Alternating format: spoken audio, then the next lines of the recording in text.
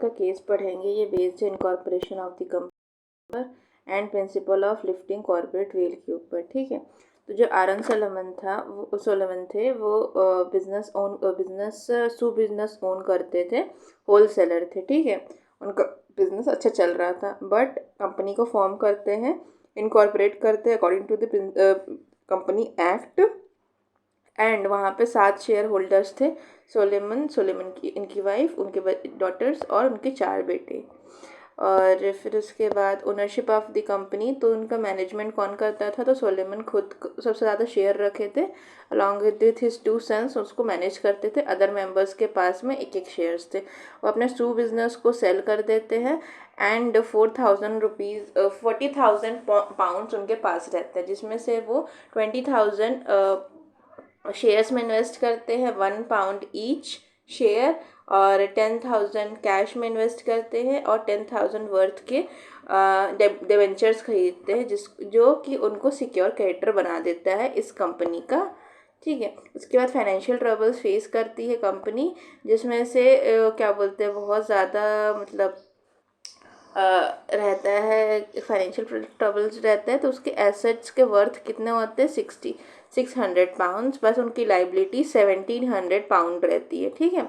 और 10 जो लाइबिलिटी रहती है उसमें से खाली बस 10,000 पाउंड जो कि है सोलेमन को ओ करते थे, क्योंकि वो सिक्योर क्रेडिटर थे, और 7,000 पाउंड जो थे वो अनसिक्योर क्रेडिटर को ओ करते थे, ठीक है।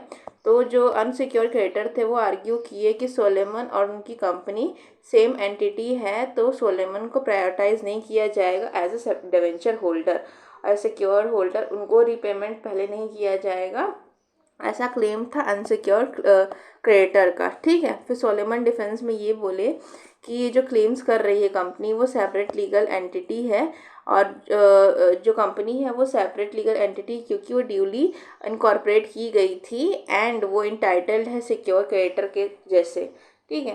फिर उसके बाद इशू बिफोर दी कोर्ट यही है कि क्या सोलेमन मतलब अपने को प्रायोरिटाइज कर सकते हैं एज अ डिबेंचर होल्डर, ठीक है, और प्रायोरिटी में दे सकते हैं, ये वाला पॉइंट हो गया। इसके बाद क्या ये कंपनी खाली बस एक फ्रॉड है क्या, और ये मतलब फ़ायदा उठा रही है अनसिक्योर्ड क्रेडिटर का, ठीक है, और कितने एक्सटेंड के लिए डॉक्ट्राइन ऑफ कॉर्पोरेट वेल को एक्सटेंड किया जा सकता है। तो हाउस ऑफ लॉर्ड के सामने जजमेंट आया, तो इसमें यही बोला गया कि सेपरेट लीगल एंटिटी है ये, ठीक है। फिर उसके बाद मेंबर्स की लाइबिलिटी उनके शेयर्स तक ही होगी, और ऑर्डर ऑफ प्रायोरिटी में डिवेंचर्स को मिला जाएगा ऑर्डर ऑफ प्रायोरिटी, बिकॉज क्योंकि वो सिक्योर क्रेडिटर रहते हैं, और उनको payment over the unsecure creditor मिलेगा।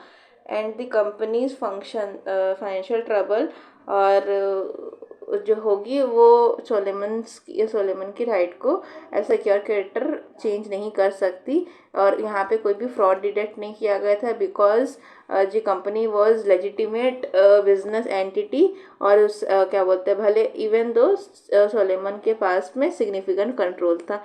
Doctrine of lifting well, court ने मना कर दिया कि हम डॉक्ट्राइन ऑफ लिफ्टिंग वेल नहीं करेंगे, क्योंकि कोई एविडेंस नहीं मिली कि ये जो थी कंपनी वो एक तरह से वो करती है, फ्रॉड करती है। फिर यही है प्रिंसिपल लेट डाउन में एक बार रजिस्टर हो जाती है कंपनी तो एग्जिस्टेंस अलग हो जाता है, सेपरेट लीगल एग्जिस्टेंस, और कोर्ट फाइंड आउट कर सकती है reality behind the corporate veil, उसको लिफ्ट करके कि वो फ्रॉड है कि नहीं है, and the company has an independent legal existence, juristic person होता है। ये हो गया हमारा सोलेमन वर्सेस सोलेमन कंप्लीट।